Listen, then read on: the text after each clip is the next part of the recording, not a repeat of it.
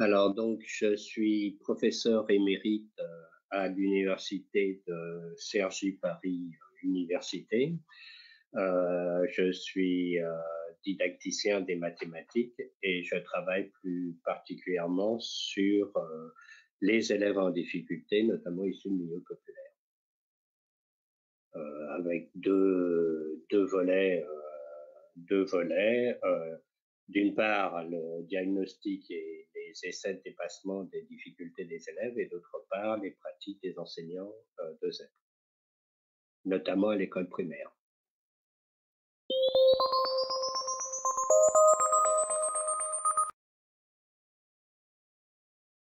Alors, oui, d'ailleurs, c'est une de nos premières recherches qui a visé à essayer de mener un diagnostic des difficultés des élèves issus de l'éducation prioritaire.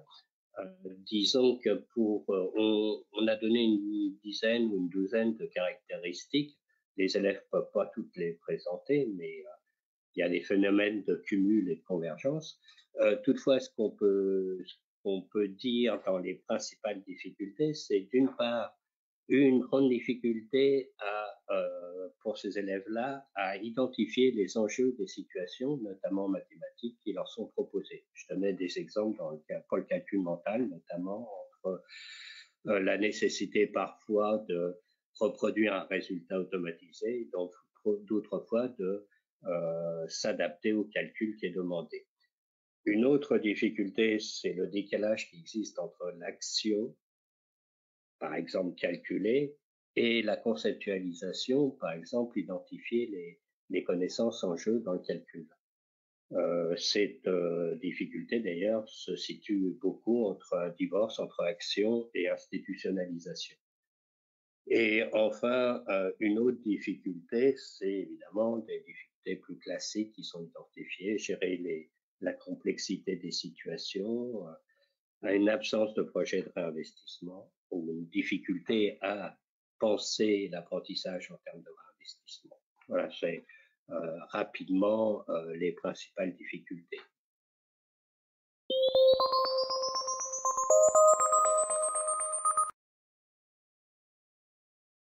D'une part, c'est pas nouveau, hein.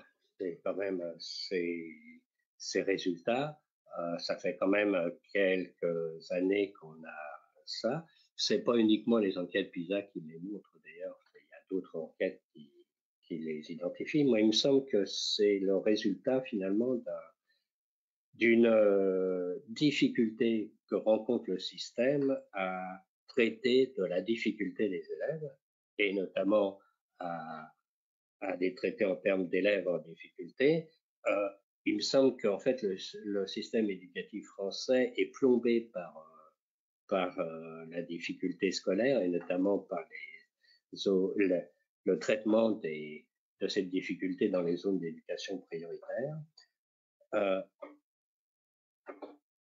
À cela s'ajoutent des difficultés, ça rejoint les difficultés que je donnais tout à l'heure, mais à cela s'ajoutent des explications. On a quand même eu pendant pas mal d'années une vision plutôt élitiste des mathématiques.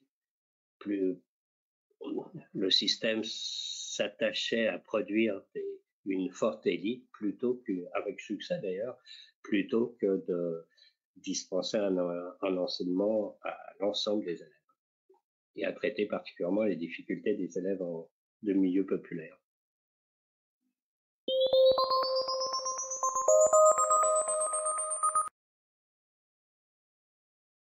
Bah,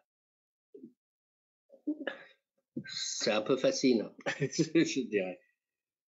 C'est une.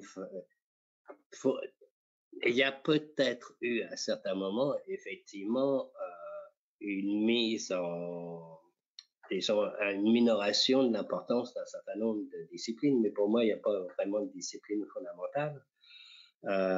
Ce qu'il faut, c'est tenir finalement tous les bouts de la chaîne de l'apprentissage et en même temps, à la fois favoriser le français et les maths pour aller vite et leur enseignement, et aussi